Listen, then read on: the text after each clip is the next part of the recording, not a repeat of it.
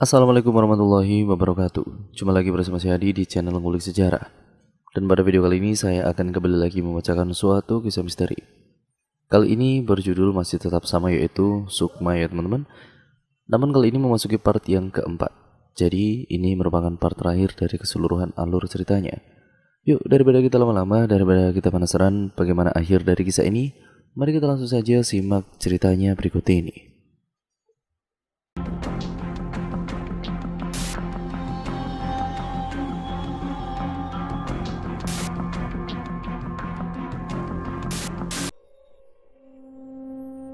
Waktu semakin cepat, Nara langsung beranjak masuk ke dalam kamar. Sebelum tidur, ia memulai meditasi terlebih dahulu untuk mencernihkan pikiran dan hatinya. Nara melakukan meditasi selama 1 jam lamanya. Setelah 1 jam melakukan meditasi, Nara merasakan kantuk. Dia langsung membaringkan tubuhnya di kasur lalu tertidur dengan pulas. Semua orang sudah tertidur pulas di malam itu termasuk Nara. Keesokan harinya, ketika menjelang pagi Nara terbangun, ia melamun sejenak untuk mengumpulkan energi yang berada di dalam dirinya. Wah, udah menjelang pagi saja, ucap keluh Nara. Dirasa energinya sudah cukup, Nara langsung bergegas mengambil handuk lalu pergi untuk mandi. Selesai mandi, Nara ini beranjak masuk ke dalam kamarnya. Ia membuka lemari kemudian mengambil pakaian yang ingin dia pakai. Di saat sudah memakai pakaian, Nara ini langsung bergegas membuka jendela kamar. Ia menghirup udara segar dan juga sejuk. Kabut pagi terlihat jelas dari pandangan Nara melalui jendela. Wah, adem banget udaranya, celetuk Nara. Seperti biasa, Nara bergegas keluar dari kamar lalu duduk bersantai di kursi yang berada di ruang tamu. Nara melihat ke sekeliling ruangan yang ada di rumahnya. Tidak lama kemudian, sang ibu keluar dari kamar lalu menghampiri Nara yang sedang bersantai di ruang tamu. "Kamu masih puasa mutih atau tidak?" tanya sang ibu.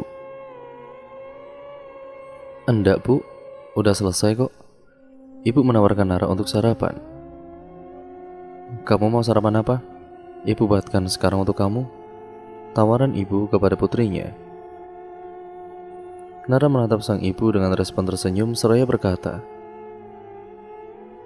"Telur ceplok saja bu, tetapi setengah matang ya." "Ya udah, ditunggu saja ya."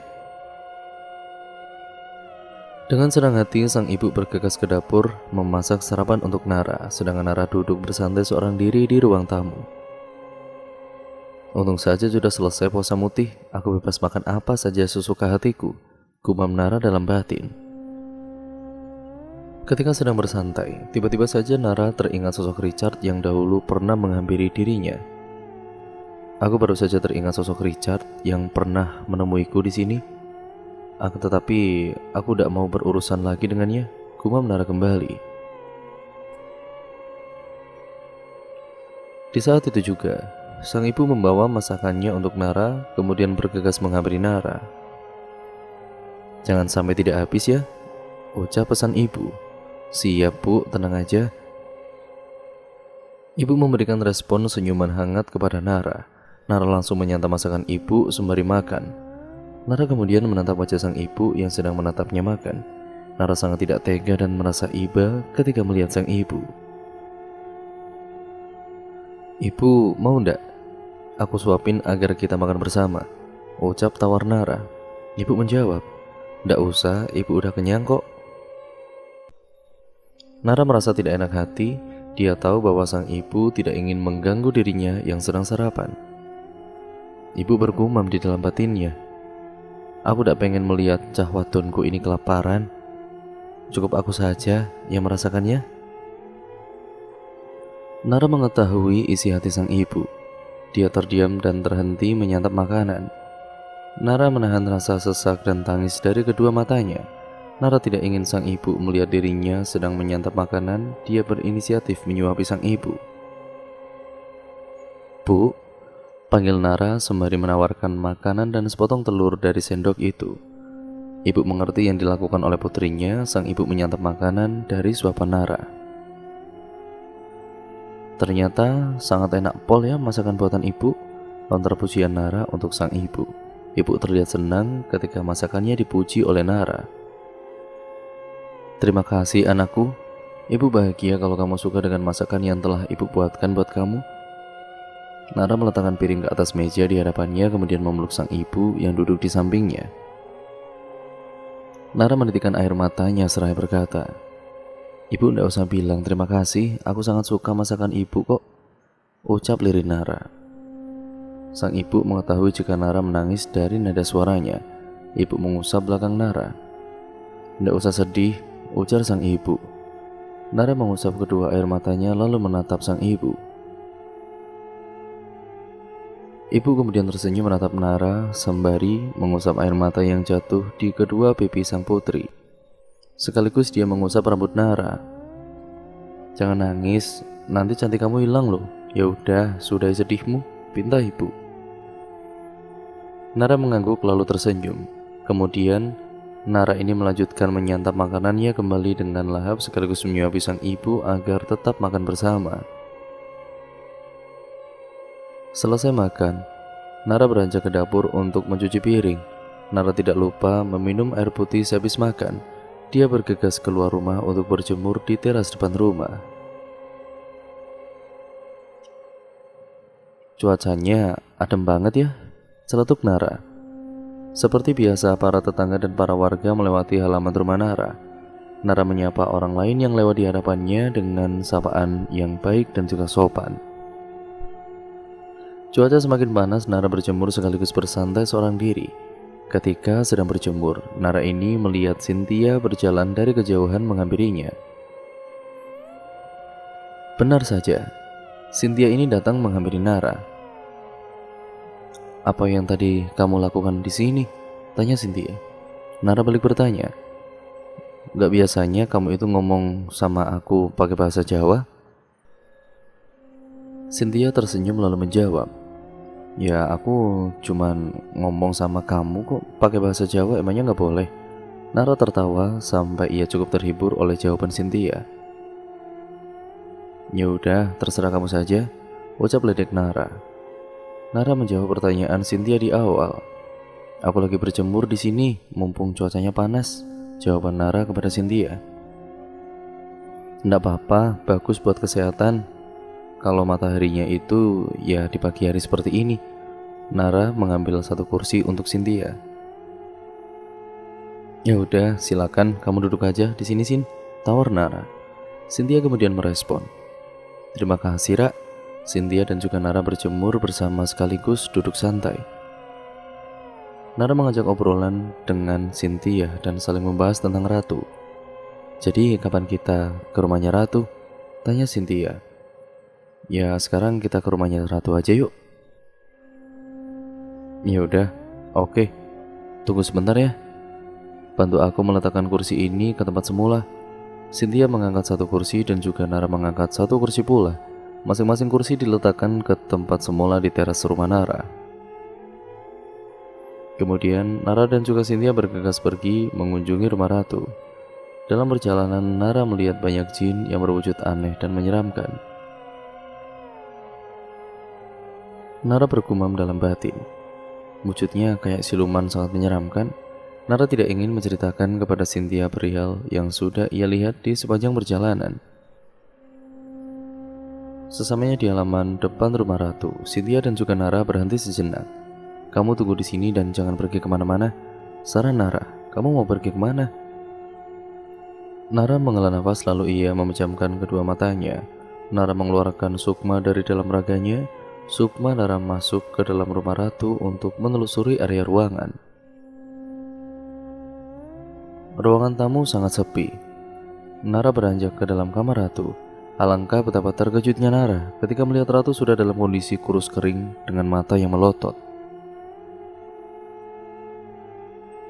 Di samping Ratu ada sosok penari yang menemaninya di samping.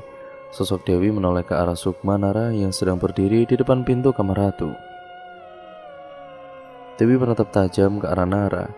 Dengan sigap Sukma Nara menghilang dari hadapan sosok Dewi dan kemudian langsung masuk ke dalam raga Nara kembali. Nara membuka kedua matanya seraya berkata, "Sebentar, kepalaku pusing sekali ini." Setelah itu Nara dan juga Cynthia masuk ke dalam rumah. Pintunya tidak terkunci, celetuk Cynthia. Nara kemudian berbisik, "Ya udah, jangan sembrono kamu bicaranya." Cynthia dan juga Nara diam-diam menyelinap masuk lalu beranjak ke dalam kamar ratu. Nara dan juga Cynthia terkejut ketika melihat kondisi ratu yang sudah sangat memprihatinkan.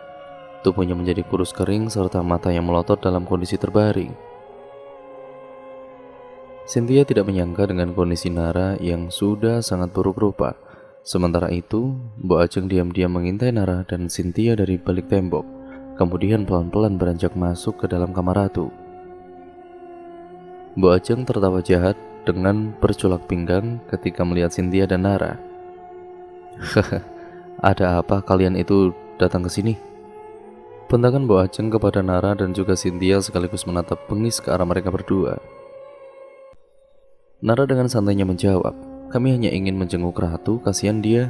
Sekarang ini kok jadi kayak gini?"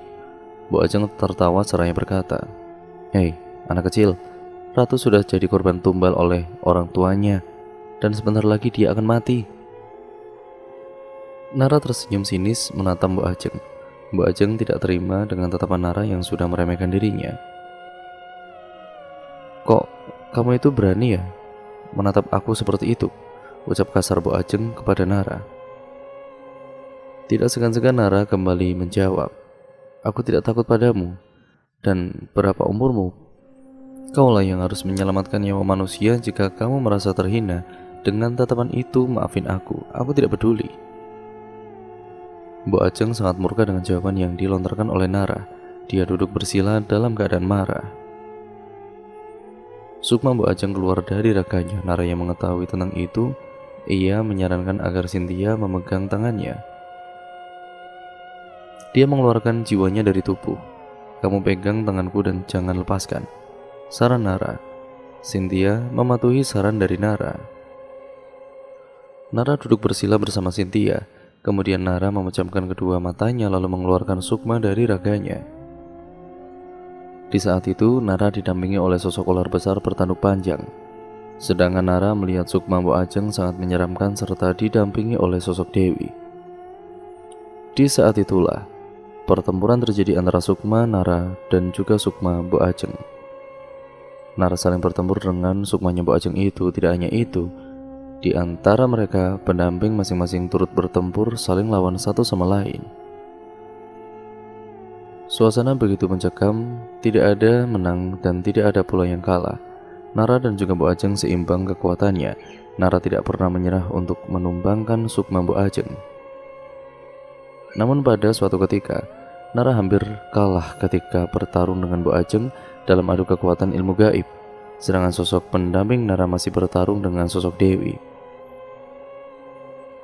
Tidak lama kemudian, sang leluhur Nara ini datang mengambil Sukma cicitnya yang sedang menahan rasa sakit.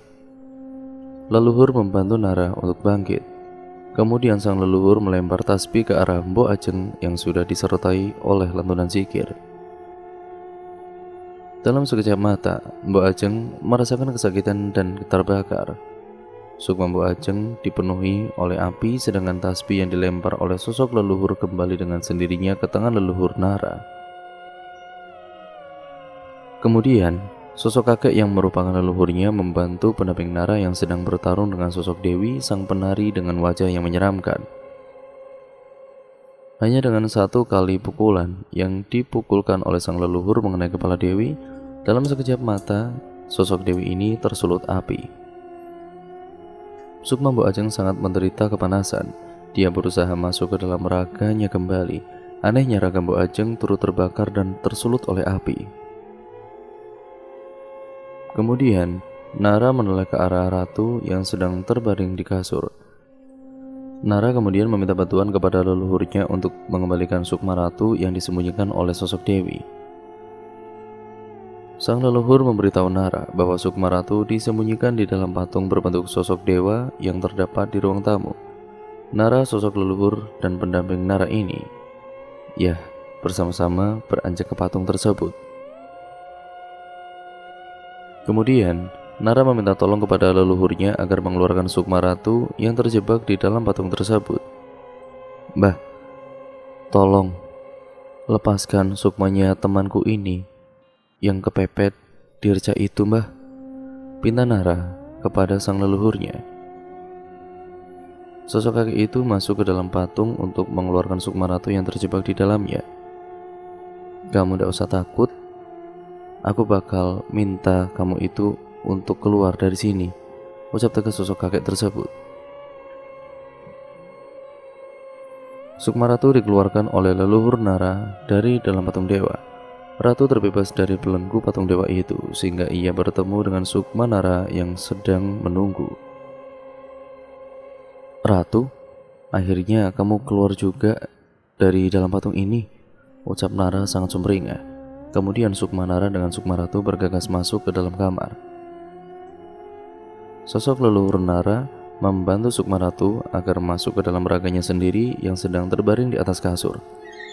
Dalam waktu yang singkat, Sukma Ratu berhasil masuk ke dalam raga. Ratu perlahan tersadar kembali. Ia seakan-akan tidak ingat apa yang telah terjadi pada dirinya sendiri. Loh, Cynthia, Nara, ujar Ratu bertanya memastikan. Cynthia terkejut ketika Ratu sudah tersadar dan terbangun duduk di atas kasur. Tidak lama setelah itu, Sukma Nara kembali masuk ke dalam raganya. Nara langsung membuka kedua matanya lalu menoleh ke arah Ratu. Cynthia dan juga Nara terkejut ketika melihat tubuh Ratu berubah menjadi sehat dan seperti sedia kala. Perubahan singkat dari tubuh Ratu membuat Cynthia dan Nara geleng-geleng kepala. Sementara itu, Cynthia dan juga Nara melihat ke arah Mbok Ajeng yang sudah terbakar hangus. Jasadnya kosong sampai tidak berbentuk. Nara menginjak tangan Mbok Ajeng yang sudah jadi mayat kosong itu. Sudah dendam Mura, dia sudah mati. Nara berhenti menginjak tangan Mbok Ajeng. Kemudian Nara dan juga Cynthia memeluk Ratu yang sudah tersadar kembali. Tidak sampai di situ saja. Tiba-tiba klakson mobil berbunyi di depan rumah Ratu dan Ratu pun berkata, "Wah, orang tuaku sudah balik. Kita harus bersembunyi." Nara dan juga Cynthia dan juga Ratu bersembunyi di bawah kolong kasur. Pendamping serta sosok leluhur Nara menjaga bawah kasur agar tidak terlihat oleh makhluk gaib yang lain, yang sekaligus tidak bisa dijangkau oleh orang tua Ratu juga. Kedua orang tua Ratu masuk ke dalam rumahnya dan mereka berdua kaget sekaget-kagetnya ketika melihat kamar Ratu ini terbuka. Terdengar suara langkah sepatu yang beranjak masuk ke dalam kamar. Orang tua Ratu saling menyalahkan satu sama lain. "Anak kita sudah kabur, Pak. Mbok Ajeng sudah tewas," ucap ibunya Ratu. Sosok ayah Ratu menjawab, "Ini semua gara-gara kamu. Coba saja kalau kemarin kita tidak menginap di hotel seharian, pasti sudah berhasil." Ratu kemudian menitikkan air mata tanpa bersuara. Tidak lama kemudian terdengar suara gamelan Jawa sekaligus suara langkah kaki patah yang sedang berjalan. "Kalian sudah mengingkari janji sendiri, dan sekarang kalian harus menerima akibatnya," ucap murka jin yang ingin memakan tumbal. Kedua orang tua Ratu itu dibunuh di tempat itu juga dengan sangat sadis oleh jin perjanjian pesugihan. Darah mengalir di lantai sedangkan jin pesugihan menghilang dan lenyap tanpa membekas. Dirasa sudah cukup aman, Nara, Cynthia dan juga Ratu keluar dari tempat persembunyian. Ratu menangis histeris ketika melihat kedua orang tuanya tewas mengenaskan dengan bersimbah darah. Nara dengan sigap memeluk Ratu lalu kemudian menenangkannya. "Ya udah, sekarang kamu tinggal di rumahku saja untuk sementara waktu," ucap tawaran Nara kepada Ratu. Ratu bertanya, "Tapi bagaimana dengan jasad kedua orang tuaku dan juga jasad Mbok Ajeng?" "Nanti aku yang akan meminta bantuan pada warga setempat untuk melaporkan kejadian ini agar mereka menghubungi polisi." Ratu menerima tawaran Nara. Pada saat itu juga, Nara, Cynthia dan juga Ratu saling berpegangan tangan lalu keluar dari tempat tersebut. Nara menyarankan agar Ratu tetap tenang. Sesamanya di halaman depan rumah Nara. Dikala itu Nara menyarankan Cynthia dan juga Ratu duduk di kursi teras. "Kalian tunggu di sini dulu ya, aku mau beritahu kepada warga dulu setempat mengenai 3 mayat itu," ucap Nara dengan keras kepalanya. Nara meminta bantuan kepada para warga satu persatu. Ia menghampiri rumah para warga masing-masing. Nara memberitahu alamat yang akan dituju kepada para warga dan niat hati untuk meminta tolong agar membantu mengevakuasi mayat dan memberitahu kepada polisi. Setelah itu, Nara kembali beranjak pulang. Dia melihat Cynthia dan juga Ratu sedang duduk di kursi lalu membicarakan tentang sesuatu. Tidak lama kemudian para warga datang menghampiri Nara. "Tunjukkan kepada kami di mana tempatnya. Akan kami tuntaskan bersama agar jenazah tidak cepat membusuk di tempatnya." Nara, Cynthia, dan juga Ratu saling bertatapan. Mereka bertiga kemudian menganggukkan kepalanya. Kemudian Nara, Cynthia, dan juga Ratu beranjak datang kembali ke tempat tinggal orang tua Ratu. Nara berjalan kaki bersama para warga menelusuri tempat kejadian. Sesamanya di tempat kejadian, Nara menyarankan agar mereka semua masuk ke dalam rumah. Nara kemudian menunjukkan mayat yang tergeletak di lantai kamar seorang wanita. Para warga berbondong-bondong masuk ke dalam kamar.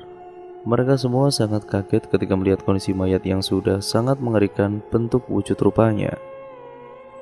"Kasihan sekali mayat iki," celetuk salah satu warga. 3 mayat yang tergeletak di lantai langsung dibawa oleh warga ke rumah sakit untuk dibersihkan luka-luka dan juga darah yang masih mengalir. Mayat itu dibaringkan ke sebuah tandu yang dibawa oleh beberapa warga yang lain, lalu dilarikan ke rumah sakit. Ketika sudah dibersihkan luka-lukanya, tiba-tiba saja 2 mayat itu berubah menjadi boneka. Semua yang menyaksikan hal itu, termasuk Nara, sangat kaget dan tidak menyangka dengan kejadian yang membuat mereka geleng-geleng kepala. Mau tidak mau, mayat itu dibawa pulang kembali, akan tetapi memakai ambulan. 2 mayat yang sudah menjadi boneka itu dimasukkan ke dalam mobil ambulan lalu diantarkan kembali ke rumahnya semula. Semua para warga termasuk Nara ikut masuk ke dalam mobil. Di saat sudah sampai di rumah Ratu, 2 mayat itu dikeluarkan dari dalam mobil kemudian dibawa ke dalam rumah lalu diletakkan di dalam ruang tamu. Tidak hanya itu, Nara menyuruh beberapa warga untuk membawa 1 mayat yang masih berada di dalam kamar. 4 warga menggotong mayat yang sudah tidak berwujud, rupa yang sudah kosong dan tidak berbentuk. Ketika mayat Bo Ajeng diletakkan di area ruang tamu, semua warga yang berada di sana menutup hidungnya karena tidak kuat akan bau di sekujur tubuh mayat tersebut. Tanpa berlama-lama, Nara menyuruh beberapa warga untuk menggali 3 lubang kuburan di area depan rumah. 8 orang bergegas keluar lalu mencari cangkul di area rumah itu. Dan kebetulan saja di halaman belakang rumah sudah tersedia 4 cangkul. Ketika cangkul sudah ditemukan, mereka ini langsung membuat galian 3 lubang. Setelah itu 3 mayat langsung dibawa oleh beberapa warga lalu dikuburkan ke tempat galian masing-masing tanpa dimandikan dan tanpa memakai kain kafan. Selesai dikuburkan, mereka mendoakan 3 mayat tersebut. Setelah didoakan, para warga bersama Nara langsung beranjak pulang meninggalkan rumah tersebut. Suasana di rumah itu benar-benar sangat sunyi sekali, kecuali petugas yang membawa mobil ambulan masih melihat rumah itu. Ketika dia masuk ke dalam mobil dan ingin menyetir, tiba-tiba saja terdengar suara yang sangat menyeramkan. Sontak saja petugas ambulan langsung buru-buru pergi dari rumah itu. Singkat ceritanya, Nara dan juga para warga sudah sampai ke halaman rumah mereka masing-masing. Nara kemudian mengambil Cynthia dan juga Ratu yang sedang menunggunya di teras depan rumah. "Lama tenan sampean?" ujar geluh Cynthia. Nara menghela nafas seraya berkata, "Tadi aku sama warga ke rumah sakit dahulu untuk membersihkan luka-luka di tubuh mayat. Tetapi ketika sudah dibersihkan, 2 mayat itu langsung berubah menjadi bentuk boneka. Ya mau tidak mau para warga membawanya untuk pulang. 2 mayatnya itu lalu dikubur di halaman depan rumah bersama mayatnya Mbok Ajeng." Ratu terlihat sangat kaget ketika dia mengetahui jika mayat kedua orang tuanya berubah menjadi boneka. "Kesalahan apa yang menyebabkan meninggalnya jenazah orang tua saya menjadi boneka? Apa mereka semasa hidup menyembah iblis? Entahlah, saya tidak tahu," ucap lirih Ratu. Nara kemudian menyaut, "Ya udah, ikhlaskan saja. Ya semoga Tuhan mengasihi mereka di alam sana." Nara dan juga Cynthia mengelus pundak Ratu. Ratu menatap mereka berdua sembari tersenyum. Nara kemudian memberikan pilihan kepada Ratu. "Sekarang kamu itu pengen tinggal di mana? Di rumahku atau di rumahmu?" ucap tawaran Nara kepada Ratu. Ratu langsung memberikan jawaban. "Aku pengen tinggal di rumahmu saja." Nara merespon. "Ya udah, nggak apa-apa." Tiba-tiba saja terdengar bisikan dari pendamping Nara. "Aku sudah membantu kamu mengalahkan musuhmu. Namun aku ingin makanan, yaitu daging manusia yang sudah lawas," pinta sosok ular yang mendampingi Nara. Nara bertanya, "Aku tidak bisa menyukupi kemauanmu kalau mau makan daging manusia. Kalau lainnya seperti kerbau atau daging kidang, aku masih bisa." Sosok ular itu murka. "Kalau kamu tidak bisa mencukupi kemauanku, nyawamu sendiri yang akan jadi gantinya." Nara tampak bingung dan ia tidak tahu lagi dengan pilihan yang ada. "Sin, kamu punya kenalan kiai apa tidak yang bisa ruqyah?" tanya Nara. Cynthia balik bertanya, "Ada apa denganmu?" Nara menghela nafas panjang seraya berbisik, "Sosok ular yang mendampingiku meminta makanan nyawa manusia dan aku tidak sanggup. Lebih baik aku diruqyah saja dan ilmuku ini dihilangkan secepatnya." "Nggak usah ditunda-tunda. Sekarang aku akan mengantarkanmu ke sebuah pondok pesantren yang letaknya di dekat rumahku juga. Karena ini tentang nyawa manusia dan juga sudah sangat bahaya." Nara setuju dengan perkataan Cynthia. Nara, Cynthia dan juga Ratu langsung beranjak menuju pondok pesantren yang diarahkan oleh Cynthia. Dalam perjalanan, Nara ini mengobrol dengan dua temannya. Kemudian Cynthia berkata, "Sudah sampai." Cynthia, Nara dan juga Ratu bersama-sama masuk ke dalam masjid yang terletak dekat dari pondok. Di sana Cynthia menyarankan agar dua temannya ikut masuk ke dalam masjid. "Assalamualaikum," ucap salam Cynthia dan juga Ratu. "Waalaikumsalam," jawabnya. Cynthia yang sudah kenal dengan kiai itu, dia langsung menjelaskan kedatangannya. "Sepurane Kiai, aku sama teman-temanku datang ke sini mau minta tolong supaya Kiai meruqyah dan juga menghilangkan ilmu hitam yang ada di tubuh temanku ini," ucap penjelasan Cynthia. Kiai menatap ke arah Nara dengan tatapan serius. Nara yang ditatap seperti itu merasa tidak nyaman. "Cynthia, sepertinya temanmu sudah perjanjian dengan dukun," ucap Kiai. Nara kemudian menyahut, "Benar Kiai, apa bisa diputuskan dan dihilangkan perjanjian itu? Saya tidak nyaman seperti ini terus-menerus." Kiai memberikan sebuah usulan. "Aku bisa membantu sampean untuk menuntaskan perjanjianmu dengan dukun itu, lalu menghilangkan ilmu hitam yang sampean miliki. Asalkan kamu benar-benar bertaubat kepada Gusti Pangeran Allah SWT dan tidak mengulangi kesalahan yang sama." Nara menyetujui usulan dari sang kiai. Kiai yang bersama beberapa santri itu meminta tolong kepada para santrinya agar membantu memegang tangan dan juga kaki Nara. Di saat itulah awal mula Kiai meruqyah Nara. Dalam proses ruqyah, tubuh Nara dimasuki oleh sosok ular. Sosok ular yang merasuki tubuh Nara sangat murka. "Siapa kamu yang ada di dalam tubuh anak ini?" tanya Kiai itu. Sosok itu menjawab murka, "Itu bukan urusanmu. Berhentilah menggangguku dan ikut campur urusanku dengan anak ini."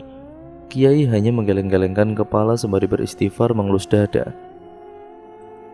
Kiai dengan sosok ular itu saling menjawab dan melontarkan perkataan, "Apa yang kamu harapkan? Aku ingin daging manusia yang bakal aku makan. Jangan ngelunjak setan." Kiai langsung membacakan ayat kursi Al-Quran, lalu ditiupkan ke wajah Nara. Dalam sekejap, Nara merasakan kepanasan dan memberontak hebat. "Panas, tolong hentikan, panas. Sekarang aku kasih dua pilihan. Kamu jangan mengganggu anak ini lagi, dan aku bakal memisahkan sekaligus memutuskan perjanjianmu dengan anak ini, atau kamu dengan tukang sihir yang memerintah kamu bakal mati." Sosok ular itu terus memberontak dan tetap kekeh untuk meminta daging manusia. Kiai langsung mengajar sosok ular itu dengan sapu lidi yang digebrak-gebrakan pelan kepada Nara. Sosok ular itu merintih kesakitan. Kemudian Kiai memutuskan perjanjian Nara dengan seorang dukun setelah itu. Kiai memusnahkan sosok ular pendamping Nara. Nara yang masih dirasuki oleh sosok ular itu berteriak kesakitan. Tidak ada ampun, Kiai langsung membunuh sosok ular tersebut. Proses ruqyah memakan waktu cukup lama, sampai pada akhirnya Nara akhirnya pingsan. Di saat Nara pingsan, Kiai menghancurkan ilmu hitam yang dimiliki Nara secara gaib. Dengan menggunakan daun bidara herbal, minyak zaitun yang sudah dibacakan ayat suci Al-Quran. Selama setengah jam, Nara baru tersadar kembali dari pingsannya. "Gimana? Terasa ringan tidak badan kamu?" tanya Kiai memastikan. Nara menjawab, "Sudah ringan, Kiai. Sampean harus tobat sama Gusti Allah agar terhindar dari segala kejahatan ilmu gaib, agar hidupmu tidak sengsara nantinya," pesan nasihat Kiai itu kepada Nara. Nara disarankan untuk mengucap kalimat dua syahadat kembali. Di saat itu Nara langsung mengucapkan kalimat dua syahadat di depan Kiai dan para santri yang bersama Kiai sekaligus di depan kedua temannya itu. Kiai memberikan wejangan kepada Nara, "Kamu jangan meninggalkan ibadah sholat dan mengaji, jangan meninggalkan zikir, serta harus senantiasa mengingat Gusti Allah." Saran dan juga wejangan Kiai untuk Nara. Dikala itu, Nara masih menangis dan juga mengakui kesalahannya di depan banyak orang. Dia memohon ampunan kepada Tuhan dan kemudian bertaubat. Tidak hanya itu, Nara kemudian mematuhi wejangan dari Kiai untuk dirinya. Dirasa semua sudah bersih dari ilmu hitam, Cynthia izin pamit kepada Kiai. "Terima kasih Kiai, sekarang aku sama temanku pamit pulang," ucap pamit Cynthia. Ratu, Nara, Cynthia bersalaman dengan Pak Kiai itu. "Wassalamualaikum," ucapnya salam serentak. "Waalaikumsalam," jawaban salam mereka untuk Nara dan teman-temannya. Cynthia, Nara, dan juga Ratu berjalan pulang. Pada saat itu Cynthia sudah sampai di halaman depan rumahnya. "Aku sudah sampai rumah, kalian ndak mampir dulu?" tawaran Cynthia mengajak Nara dan juga Ratu. Nara menjawab, "Tidak Sin, aku dan juga Ratu ingin pulang saja." Cynthia merespon, "Ya sudah, ndak apa-apa, hati-hati di jalan." Ratu menyahut, "Dan terima kasih ya Sin, kita berdua jalan dulu." Cynthia kemudian mempersilahkan Ratu dan juga Nara untuk pulang. Jarak rumah Nara dan juga Cynthia lumayan dekat. Sesamanya di rumah, Nara mempersilahkan Ratu masuk ke dalam lalu kemudian dipersilahkan duduk di kursi ruang tamu. "Nanti kamu tidurnya di kamarku bareng aku," ucap Nara. Ratu menjawab, "Terima kasih Ra." Nara merespon, "Anggap saja sebagai rumahmu juga ya." Ratu tersenyum menatap Nara. Tiba-tiba saja sang ibu menghampiri Nara. Dia melihat seorang tamu yang sedang duduk di kursi. Sang ibu menyapa hanya dengan senyuman ramah, kemudian ibu bertanya, "Kamu bawa tamu, Duk?" Nara menjawab, "Dia temanku, Bu." Sang ibu langsung menghampiri Ratu, lalu duduk di sampingnya. Ibu bertanya, "Kamu temannya Nara?" Ratu tersenyum sembari menganggukkan kepalanya. "Iya Bu, saya temannya Nara," jawaban Ratu. Nara berceletuk, "Temanku sekarang tinggal di sini.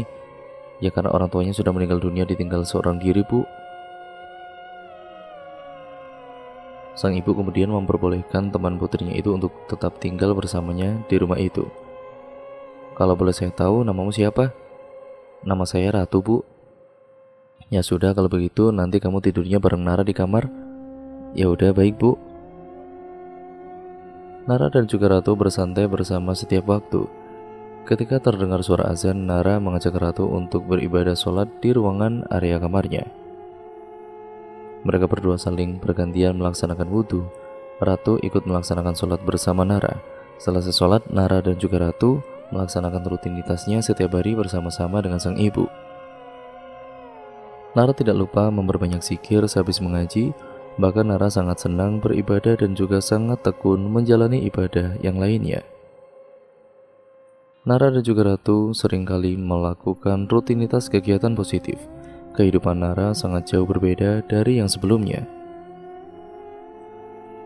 Nara semakin tekun dan juga taat dalam menjalani perintah Tuhan itu. Bahkan Nara seringkali menasihati Ratu tentang wawasan ilmu agama yang Nara ingat. Seringkali Nara melaksanakan sholat sunnah taubat setiap malam, dan sholat sunnah yang lainnya Nara semakin giat taat beribadah. Setiap harinya, sampai beberapa bulan, Nara dan juga Ratu sangat rajin melaksanakan kegiatan rutinitas kesehariannya dengan hal yang positif. "Ratu," ucap Nara. Ratu bertanya, "Ada apa?" Nara menghela nafas panjang seraya memberi pesan, "Kalau aku sudah tidak ada di dunia ini lagi, kamu jangan tinggalkan ibadah dan aku titip ibu ya." Ratu langsung terlihat sedih dan ia menitikkan air mata. "Ra, jangan bicara seperti itu. Aku yakin kalau kamu panjang umur," ucap Ratu meyakinkan. Nara tersenyum menatap Ratu. "Umur kan tidak ada yang tahu kecuali Gusti Allah," respon Nara. Nara memiliki firasat bahwa umurnya tidak akan lama hidup di dunia ini. "Kamu harus sayang sama ibuku dan jaga beliau kalau aku sudah tidak ada lagi di dunia ini," ucap pesan Nara. Ratu langsung memeluk Nara.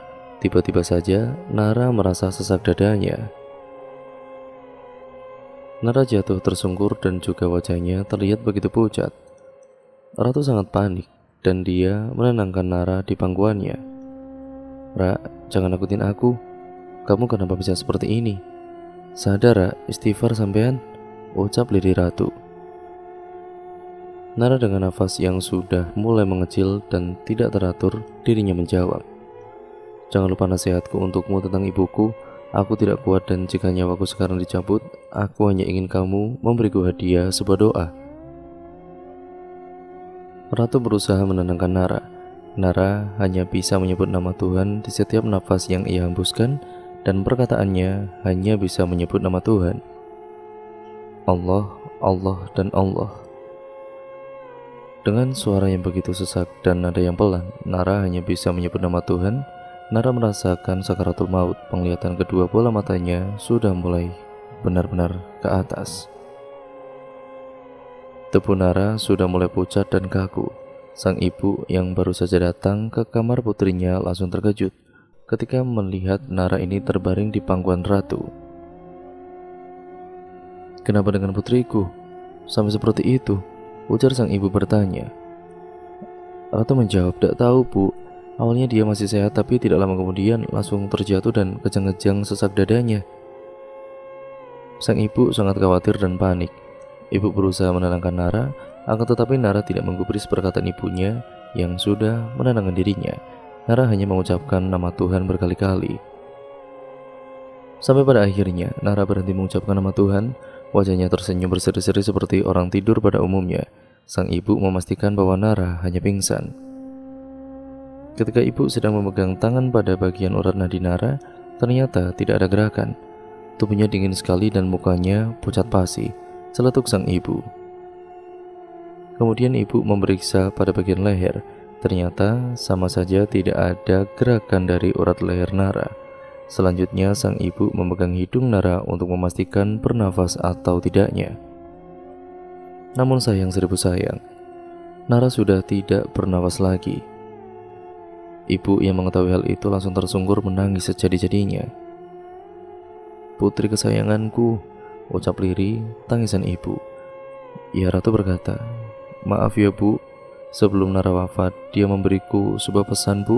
Ibu bertanya, "Pesan apa?" Ratu menghela nafas perlahan kemudian menjawab, "Nara menyuruhku untuk tetap tinggal bersama ibu sekaligus merawat ibu." Ibu dan Nara langsung memeluk Ratu. "Ibu sekarang tidak punya siapa-siapa lagi. Kamu mau tinggal sama ibu di sini?" tanya ibu dan Nara memastikan. Ratu menjawab, "Saya mau dan bersedia sesuai pesan Nara untuk saya, Bu." Ratu dan juga sang ibu menangis serta merasa kehilangan sosok Nara. Ibu dan Nara memberikan pesan kepada Ratu, "Duk, sampean tunggu di sini ya. Ibu mau ke rumah keluarga besar dan yang jaraknya ya lumayan dekat dari sini," pesannya. Ratu merespon, "Ya sudah, Bu, tidak apa-apa." Sang ibu bergegas pergi mengunjungi rumah sanak saudara dan keluarga besarnya yang terletak di belakang rumah. Setelah memberikan kabar kepada keluarga besar, ibu dan Nara mengunjungi rumah para tetangga untuk memberitahu agar datang ke rumahnya di hari itu juga. Tidak lupa, sang ibu menghampiri marbot musola ibu memberitahu kepada marbot langgar atau musola agar mengumumkan kematian putrinya di musola. Selesai ke musola, sang ibu bergegas pulang ke rumah. Betapa terkejutnya sang ibu ketika melihat keluarga besarnya datang sekaligus para tetangganya yang lain. Bendera kuning dan juga putih sudah terpasang di depan rumah. Ibu beranjak masuk ke dalam kamar. Ternyata Ratu dan juga Nara sudah tidak ada di dalam kamar. Sang ibu keluar dari kamar putrinya, kemudian bertanya kepada salah satu warga yang sudah ada di dalam rumah. "Sama lihat putriku ndak?" tanya ibu memastikan.